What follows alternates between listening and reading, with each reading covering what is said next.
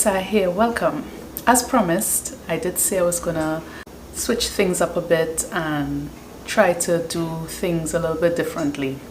And I'm gonna start by doing some makeup and just telling stories of Trinidad and Tobago, whether it be folklore or historical events, legends. You know, we do have those things. Anybody who knows me knows I like a good ghost story, and we're accustomed hearing it from all over the world, but we rarely ever hear our own stories. This is very much inspired by Bailey Sarian. She's a makeup artist that tells true crime stories and other interesting things that has happened in the US and different parts of the world. And I was so blown away. I was like, I've never seen, and I'm talking about, I've only seen videos like last month or 2 months ago, and I was so rambling. I think there's enough of an introduction. I'll leave a link below to her channel and you'll see what I'm talking about. So without any further ado, we're going to start with, I think, a story that most people in Trinidad and Tobago know about, and it's about the statue on the hill, which is in Solomon Hochoy Highway. Anytime you're going south, look up on the hill on dry season when the grass is not as high up, and you will see a little glimpse of that statue on the hill. It's a headless statue, but we'll get into how it became headless. So about 1909, around that time, there was a rich family who was overseeing the sugar plantations at Forest Park. It was a sugar estate on Forest Park. So this wealthy family had a daughter named Maria, and the story goes that Maria fell in love with an Indian laborer on the estate, and at that time that's unheard of. How could you fall in love with an Indian? Are you mad? Anyway, so Maria's father wanted to kill, naturally, the Indian that Maria fell in love with, right? So Maria and her father had a big falling out. He beat the girl, right, and let her know that you cannot be with that man. Are you mad? Right? So she obviously wanted to save him, or I should say run away with him. I think that's how the story goes. She wanted to run away with him, yeah? So McGill decide she going to find her lover and get away from her family and be with the one she loves. So on her way to her lover, she was bitten by a poisonous snake and subsequently died. And her father was so beside himself with grief that he had a statue of the Virgin Mary built in her honor on the hill overlooking the sugar estate.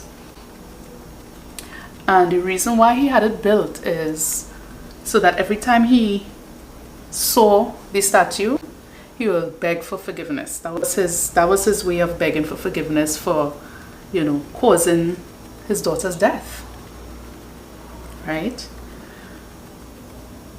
About a few years after, and I'm talking about not just a few, I'm talking about years and years after, when the sugar estate was no more, and of course the family would have been long gone and been replaced by other families or whatever, a lady, this is the story, a mad lady, or a lady who was a little mental, she was very upset that this Virgin Mary was not responding to her questions, and she beheaded the statue. Now the thing about it is there are two versions to the story. The other one isn't very far off from this one, where it's said that she was just trying to get to her lover. The other version is it was a local family, a rich local family who had a little girl about 12 years old, right? And she used to play, but they were rich, and of course the father was the overseer for the laborers now, right? So a rich local family in charge of the plantation. Right, so one day this little girl, and in this version we don't have her name, she was, you know, she liked to play and she used to explore and all of those things, and just on her way home, this is where it's similar, she was bitten by a poisonous snake. And of course her father was so sad, he built a statue of the girl. So in this story, the statue is actually of the little girl that passed. And with wear and tear, that is how her head was decapitated. Not necessarily by anyone. But if you're from Central, there's a saying that accidents on that stretch is due to an apparition or a ghost of a girl running across the road looking for her head. Now, I have not ever seen that, and I have passed there numerous times. But let me tell you, when I heard that story, and I used to live Claxton B, not have to pass there all the time. I used to live in that area. And the eerie feeling you used to get passing there, just knowing that story and wondering if one day you're gonna be the lucky one to see this lady running across the road. That's something I wasn't ready. I wasn't ready for that at all. That's a myth. She's there to this day. To this day, that statue is still there. I've never met anyone who experienced any phenomenon in that area. But whenever you're visiting South again, remember to look up on the hill and just see if you see the statue. I just always remember that eerie feeling I would get, especially when you was younger and you go in, you know, you're lying, you're out there now, your eye outside, and I have to go home. I have to pass there at whatever hour in the morning, worse yet when it's raining, because it is said that when it's raining, you're definitely most likely to see her, right? But thankfully, that is not what I saw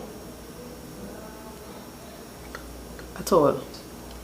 Thankfully, I've never seen it, right? But I would definitely love to hear anybody who know of this story, who's heard it, and if you've ever gotten any experience or anything like that. This is just I wanted to start off with this was a common story, right? And wasn't as scary. Well, it's not scary for people who just hearing about it, but if you're living on that side and just knowing that she's there looking down on you, believe you me, it is scary. And I used to live there, so I know what I'm talking about.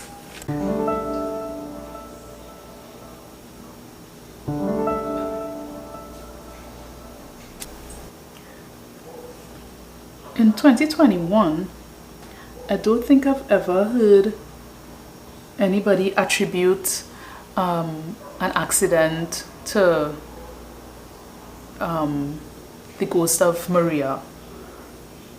But it certainly used to be something that, especially the older heads,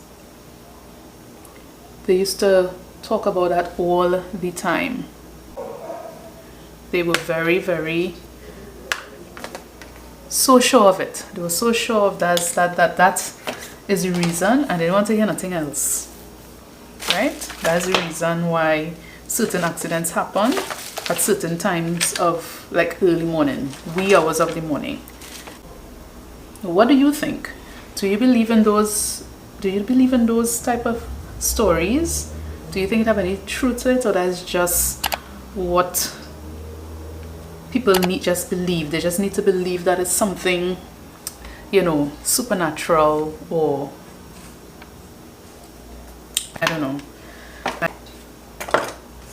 They just need to believe that it's not just a slippery road, or the bend when you turn the corner, you know, just how the road is built, and if you're speeding, you'll have an accident there. Nah, they wouldn't, because I have a scary statue on the hill with no head. So obviously, it's a ghost. Don't tell them otherwise. Don't tell them otherwise. Don't tell me otherwise. Yeah.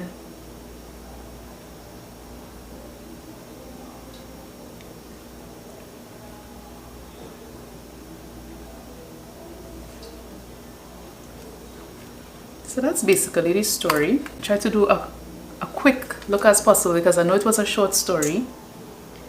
It's not long at all. Yeah, not much details I have. I wish I had like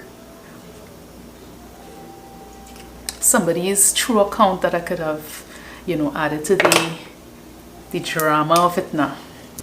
But unfortunately, in doing my research, I didn't get that. So guys, I hope you enjoyed just this simple look with a little storytelling, you know.